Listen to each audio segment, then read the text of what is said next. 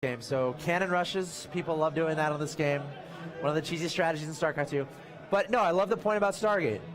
And I think it's a good chance we might see. I mean, we've seen now 3 games between these players. We haven't seen Stargate play. So if you're talking about probability and statistics, we're likely to see some Stargate play. So we'll see. I mean, the Oracle is great early game PvP. As I tell these guys were ready. Well, especially against when you see a Templar or a Twilight Council. I mean, it's a pretty safe build too, because then you've got the Oracle that gives you detection, so you're not totally at risk. Nice change in Heart of the Swarm that was not as safe to go Stargate early. Yeah.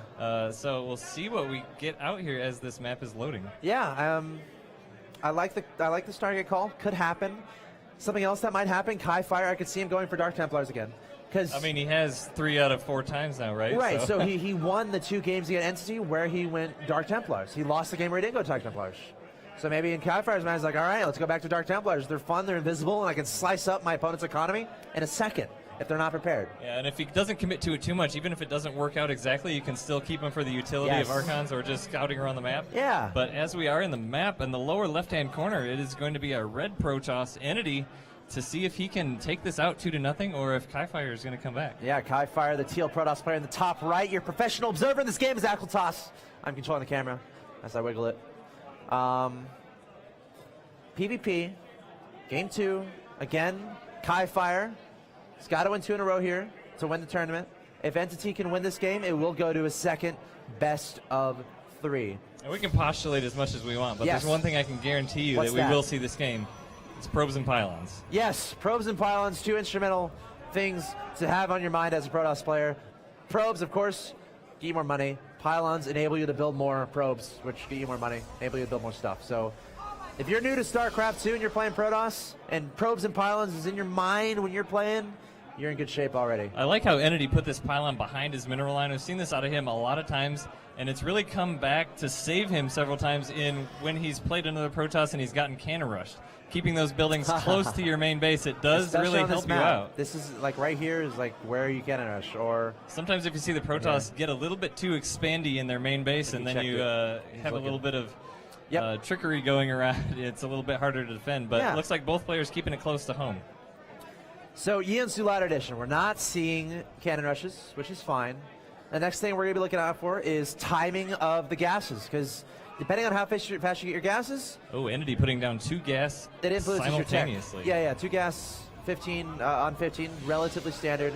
But yeah, depending on how much gas you get, obviously indicates how heavy you're going to go into that tech. So gonna keep an eye on that. Cybercore a little bit faster here for KiFireE. Looks like KiFireE is heading out across the map early to scout out eNtitY to see what he has going on. He is, if I was in his position, I would be a little curious too, because you never know. Given the position we've seen in the previous games, it could be anything. And he just wants to be prepared for that. Being down 1-0, everything is on the line here for KiFireE. All right.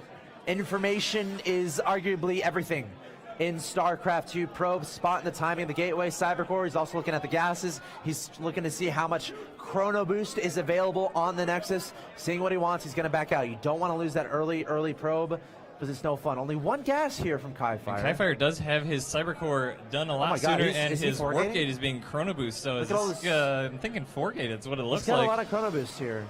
And he really wants that warp gate out right now. And he only has 1 gas, but he's not denying the scout. The scout is going to see everything. Sees all the energy on the Nexus. He sees the lack of a second gas. This is basically spelling out heavy aggression, 4-gate type play, and KiFireE doesn't really have anything on the field to really defend against this. Okay, Stalker going to see that. KiFireE does still have a probe at the 6 o'clock position, kind of hiding in the weeds there, this is looking like he's going to really want to put down a pylon here, eventually maybe towards the natural expansion of eNtitY. Well, let's see what he does. 2 more gateways coming down. Warp gate is about half done, getting close, which is when those gateway, 4th gateway would follow up if that was going to be, but Twilight Council on eNtitY also. I'm scared for eNtitY. Look at the difference in warp gate right now. 125 to 65. Yeah, and the units of eNtitY is going to be, he's going to be real light on units here, giving that he's putting the tech into Twilight. No sentry. I'm scared. I'm scared for eNtitY right now. Stalker coming across for KiFireE, going to be poking away at the mothership core of eNtitY, but he does have a Stalker there to back it up. This mothership core is going to be in a bit of danger here as the Stalker has to focus on the Zealot. It has to stay alive. There's not an option to lose this mothership core. KiFireE knows this probes might need to be pulled here. from eNtitY. Mothership Core solo and health, stay alive, pull the probes. The probes trying to save it. No, the Mothership Core falls. And the Dark Templar Shrine was spotted. That's going to be the saving grace for eNtitY if he can get any Dark Templars out. But he's going to have to really hurry. 3 Stalkers being warped in by KiFireE at the natural expansion of eNtitY right now, pulling some probes to try and shove that Stalker back. But this is going to be life or death here as 5 Stalkers total heading in eNtity's base. He would have Photon Overcharge right now if that Mothership Core was still alive, which might have preserved his life. But as it stands, Warp Gate finishing up, Dark Templar Shrine not even close to being done.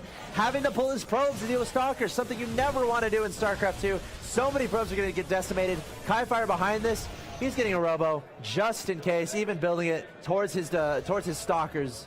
Oh, and that Dark Shrine still is not quite done. The Warp Gate's opened up, but he doesn't want to warp anything in because he wants that. He wants that warp in to be available. Oh, I guess it won't matter that much. Oh, 2 Dark Templars being warped in. It will make a difference. No, it won't. He's only got a handful of probes left to begin with, so he's going to shove these Stalkers away for a minute here. Yeah. But the Robo is about halfway done for KiFireE as well. He's going to be able to continue to poke around with these Stalkers. Ideally, you have a Dark Templar warped in across the map to start slicing away at those probes, but eNtitY not able to get that done. Can 2 Dark Templars win in the game? I'm not so sure. And look at this KiFireE even just targeting down these probes, throwing everything he has at his opponent's economy. And it looks like KiFireE is going to tie this up. There's the GG. KiFireE tying it up, 1-1. So you were definitely right on that one. I mean, KiFireE going with the DTs again. I mean, that worked out for him 2 times before, decided to try it again.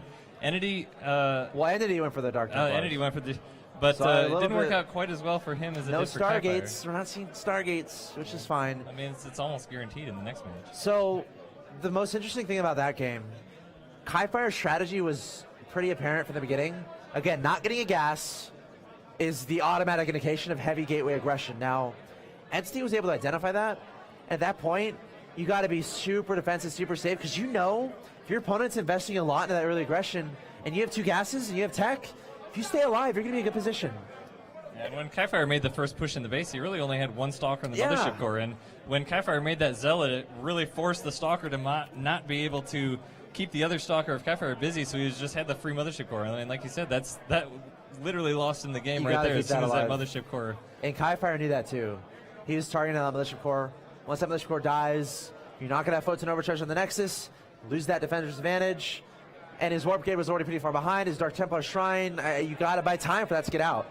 But KiFireE did a great job taking on the Mothership Core, keeping the aggression on, targeting down probes, targeting down pylons.